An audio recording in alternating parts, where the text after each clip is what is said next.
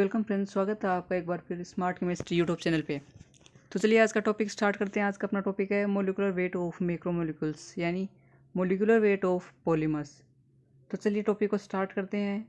Start करने से पहले बता दूं, अगर आप लोगों ने हमारा यूट्यूब चैनल अभी तक सब्सक्राइब नहीं किया है तो प्लीज़ सब्सक्राइब कर लें ताकि आपको नई वीडियो की नोटिफिकेशन सबसे पहले मिल सके। तो चलिए टॉपिक को स्टार्ट करते हैं।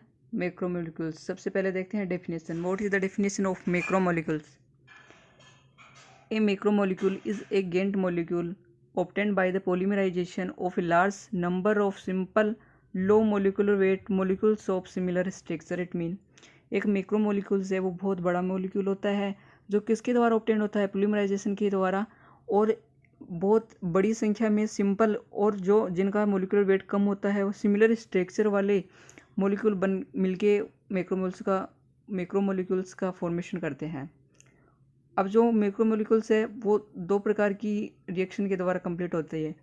पोलीमराइजेशन में take place either by condensation और बाय एडिशन रिएक्शन, या तो संघनन प्रक्रिया द्वारा या फिर एडिशन योगात्मक प्रक्रिया द्वारा ही मैक्रोमोलिक्यूल्स का फॉर्मेशन होता है। देखते हैं नेक्स्ट एग्जांपल देखते हैं इसका एक।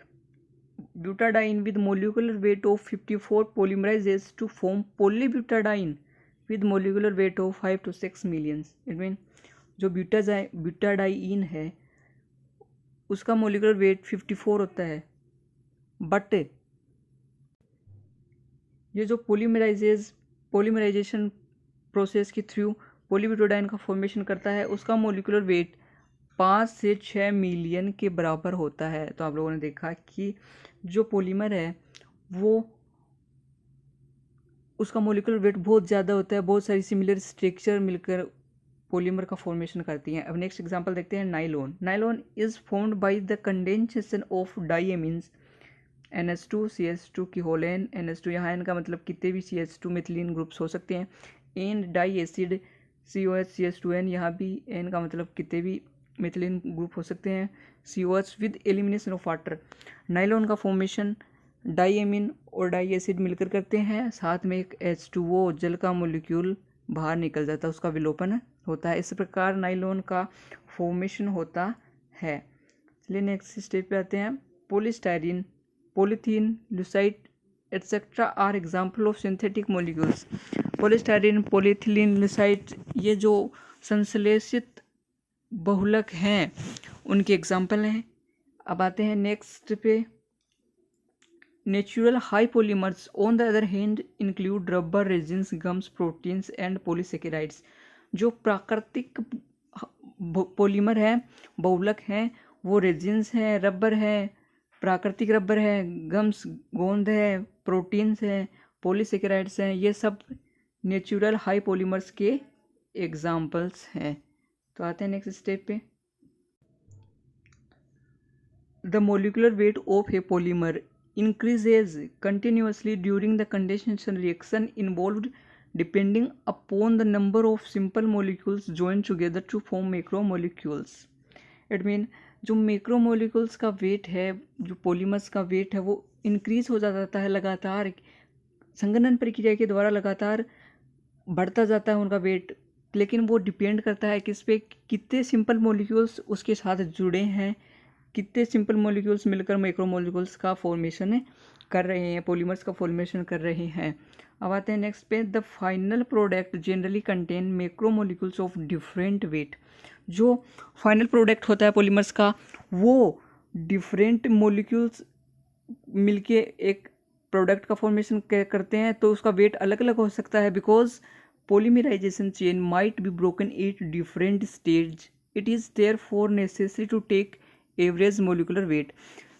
जो पॉलीमराइजेशन के थ्रू जो पॉलीमर का फॉर्मेशन होता है वो चेन किसी भी स्टेज पे टूट सकती है, इसके लिए ये आवश्यक है कि उसका एवरेज जो मोलिकुलर वेट है वो होगा। इसलिए देखते हैं अब इसका मोलिकुलर वेट कैसे डिटरमाइन करते हैं। इसके ये दो स्टेप दी गई हैं। फर्स्ट स्टेप या first method is number average molecular wait, जिसे MN बार से शो किया जाता है। अब देखते हैं इसकी डेफिनेशन क्या है नंबर एवरेज मोलिकुलर वेट की। The number average molecular weight is defined as the total weight of the dispersed material divided by the total number of molecules present। कहने का मतलब सिर्फ इतना है। इस प्रकार number average molecular weight determine किया जाता है where n i equals to number of molecules of molecular weight m i. जो मोलिकुल्स हैं उनका मोलिकुलर वेट एम आई है, इसे एन आई से डिनोट किया जाता है। चलिए आते हैं नेक्स्ट स्टेप पे। अपनी नेक्स्ट स्टेप क्या होगी देखते हैं। हमारा नेक्स्ट जो मेथड है वो है the weight average molecular weight m डब्ल्यू बार से इसको डिनोट करते हैं। तो चलिए देखते हैं। सबसे पहले इसकी डेफिनेशन क्या होती है। The weight average molecular weight gives representation to various molecular species in proportion to their weight in the given substance. It mean जो वेट एवरेज मोलिकुलर वेट है वो अलग अलग मोलिकुलर स्पीसीज के थ्रू जो वेट है उसको शो करता है किसी मोलिक्यूल या सब्सटेंस के अंदर। Thus in weight average molecular weight the molecular weight of each species is multiplied by the weight of that species, not by the number of, as in the case number average molecular weight। it mean जैसा number average molecular wait के अंदर था वैसा इसमें नहीं होता। इसमें number average molecular से डिवाइड ना करके किससे मल्टीप्लाई कर देते हैं, वेट से, और वेट का ही हम भाग देते हैं, डिवाइड करते हैं। इस प्रकार हमें द नंबर एवरेज वेट की तरह the weight average molecular weight प्राप्त होता है। देखते हैं इसकी डेफिनेशन की आगे थ्योरी की होता क्या है इसके अंदर। The if W1 W2 W3 represent the weight of the species of masses M1 M2 M3 then the weight average molecular weight MW bar is given by।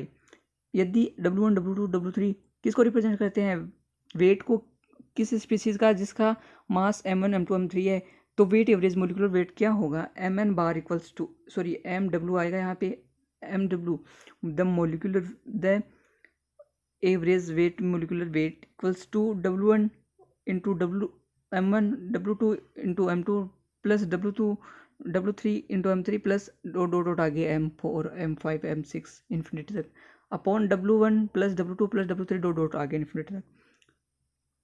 अब नेक्स्ट स्टेप देखते हैं। इफ N1 N2 N3 डॉट represent the number of molecules of masses M1 M2 M3 etc then evidently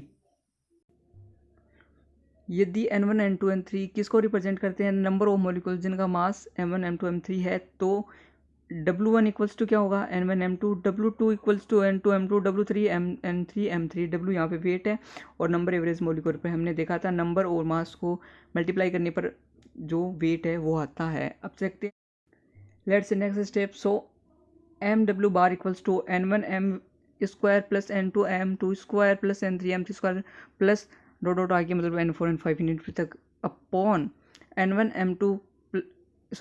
M1 plus N2 M2 plus N3 M3 dot आगे infinity तक।